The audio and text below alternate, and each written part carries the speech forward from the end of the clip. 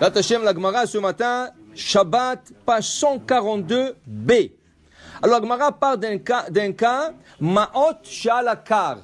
Quelqu'un arrive vendredi soir, il va aller dormir et il trouve qu'il a oublié de l'argent sur son coussin ou sur la couverture. Comment il se met à dormir? La question est la suivante. On a un concept qui s'appelle Shabbat Muktzeh. Muktzeh veut dire de choses qui ne sont pas utilisables pendant le Shabbat, ils sont intouchables. Exemple, l'argent, les appareils électriques, les appareils ménagers, et un marteau, des clous, tout ça, pourquoi? C'est Muktzeh. Pourquoi c'est Muktzeh? Alors, quand les Juifs sont remontés de Babylone, après l'exil de 70 ans, il y avait un prophète qui s'appelait Nehemia ben Chachalia. Nehemia ben Chachalia, il voyait que le Shabbat, les gens transportent n'importe quoi. Les gens prenaient des chaises, ils sortaient dehors. Les gens, il y avait un marteau, ils le prenaient. Il dit, si tu touches un marteau et tu vois un clou qui n'est pas bien placé, tu risques de le enfoncer. Si tu prends un drill, le Shabbat, et tu dis, tu sais, j'avais pas le temps d'arranger cette vis, tu vas l'enfoncer. Et si tu prends une chaise, une table, un livre, tu risques de le sortir dans un endroit qui n'a pas d'érouve. Il a décrété que tout est interdit à toucher Shabbat, sauf ton assiette, ton verre et ta fourchette, ta cotellerie. C'est tout. Après qu'ils ont fait tchouva, qu'ils ont arrêté de prendre, de transporter, alors il a commencé à permettre de petites choses. Mais il y a beaucoup de choses qui sont restées interdites. Alors toute chose qui n'est pas utilisable pendant le Shabbat, qu'on n'a pas le droit d'utiliser, par exemple, tu ne peux pas utiliser de l'argent Shabbat. Est-ce que tu veux faire commerce Shabbat? Tu ne veux pas. Alors l'argent est muktzeh. L'argent est muktzeh. Un téléphone, est-ce que tu peux utiliser le téléphone Shabbat? Tu ne peux pas. Alors le téléphone est muktzeh. Qu'est-ce qui arrive? Tu rentres dans la salle, dans la chambre à coucher, le vendredi, et tu étais pressé, là, avant d'aller minha, tu as tout jeté sur le lit, tu viens, il y a de l'argent sur le coussin. Qu'est-ce que tu fais avec? Tu peux pas le toucher. Dit la Gemara, Amar Rabbi Chia Barashi, Amar Rav, Lo shanu ela beshocheach. D'abord, on parle de quelqu'un qui l'a oublié là-bas, pas quelqu'un qui a mis exprès l'argent là-bas. Shocheach, ça veut dire par sa course, il a jeté là-bas, il a oublié, il a couru.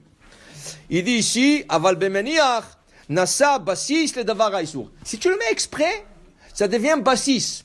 Qu'est-ce que c'est basis? Basis, c'est une base, comme en français, une base. Qui veut dire, je prends un candelabre et je mets le candelabre sur la table du Shabbat. Je mets un plateau et je mets sur la table.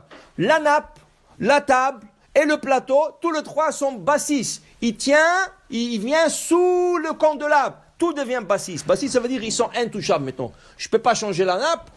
Je ne peux pas prendre comment on appelle ça, le plateau. Tout est basis. Il y a des exceptions si je fais une condition avant Shabbat.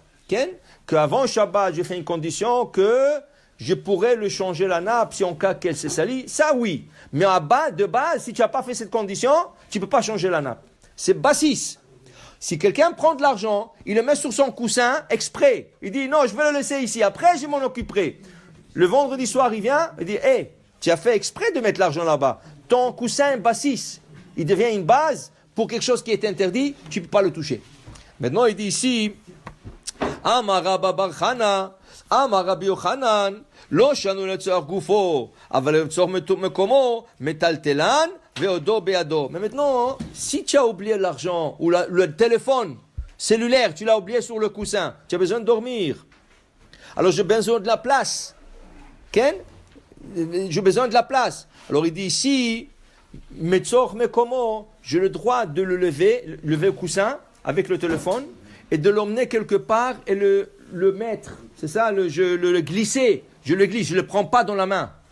Tu n'as pas le droit de le prendre dans la main. Tu prends le coussin avec et tu le glisses quelque part et tu le laisses là-bas. Et si tu aurais besoin de la place, tu n'as pas le droit de le lever même. Rien que tu lèves un peu et tu le laisses glisser. Alors, ça dépend si tu as besoin de la place. Alors, par exemple, la salle à manger, quelqu'un, il a réparé quelque chose avant Shabbat, il a laissé le marteau sur une de chaises. Mais tu as des invités, les gens de la maison, ils ont besoin de s'asseoir. J'ai besoin de la place, j'ai besoin de la place. Qu'est-ce que je fais? Je prends la chaise, je la penche un peu, et le marteau, c'est qu'il il va glisser là-bas, sous la table, et tu laisses là-bas. Okay? Mais tu n'as pas le droit de le toucher. Le toucher, c'est moukse. Okay? De là, on comprend qu'on ne peut pas toucher n'importe quoi le Shabbat. Un stylo.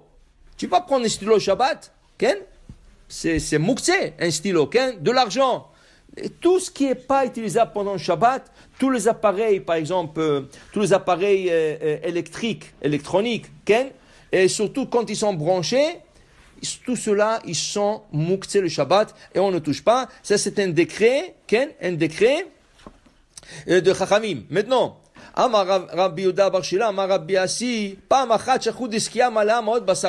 une fois, ils ont oublié un sac avec de l'argent dans une place, comme ça. Ils ont demandé à Rabbi Yochanan, qu'est-ce qu'on fait? Le sac avec l'argent là-bas.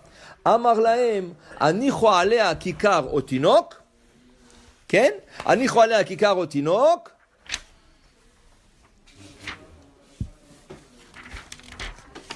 Et vetaltelua. Et vous avez le droit de le transporter. Alors, qu'est-ce qu'il y avait?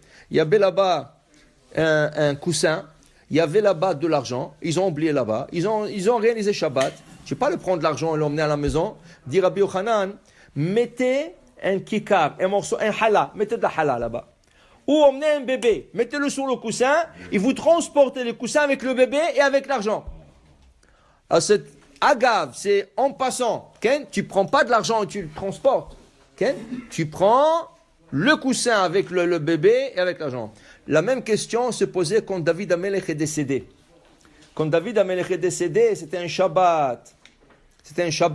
Shlomo Amelech était jeune. Il avait 12 ans. Il a demandé au Sanhedrin qu'est-ce qu'il fait avec son père. Parce que son père est descendu les escaliers du jardin. Il est tombé. Le soleil était fort ce jour-là. Et Hadajom, si tu laisses un corps dans le soleil, ça va pourrir vite. Et c'était Shabbat, il ne pouvait pas, c'était mouxé. Le corps est mouxé, tu ne peux pas le transporter.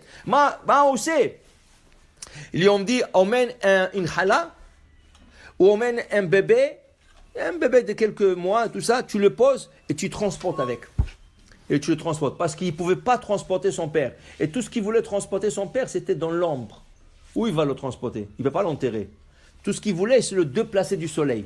Le placer à l'ombre, pour que le soleil ne touche pas le corps. Okay? Et c'est comme ça qu'ils l'ont permis. Alors, ça s'appelle Kikar Otinok, un bébé ou un miche de pain, ou n'importe quoi qui est permis pour pouvoir le déplacer. Baruch Adonai Le'olam. Amen ve Amen.